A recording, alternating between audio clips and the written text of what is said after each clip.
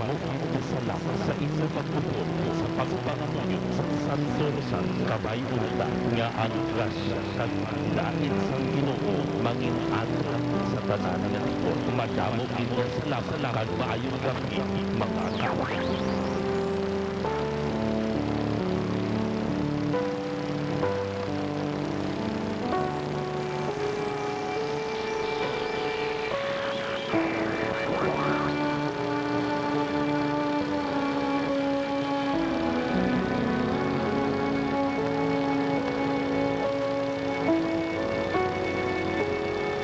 Ginoong Diyos, madamo nga salamat sa isa naman kadlaw nga magtinalangon nga pagbatong Ama, kabar nga naamon pagpangalagad nanging makahulugan kag daghatag inspirasyon sa amon mga tagapalamati.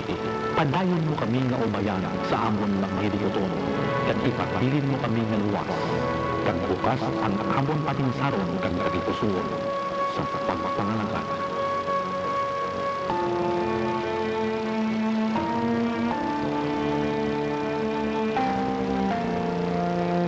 Madamo masalamat mga adyan sa inyo padayon na pagupod sa mga programa sa DYRP Live Radio Iloilo. Ang DYRP Live Radio Iloilo Commercial AM radio station sa Iloilo kang nag-operate sa ilalong sa JPG Broadcasting Network kag Allied Broadcasting Center.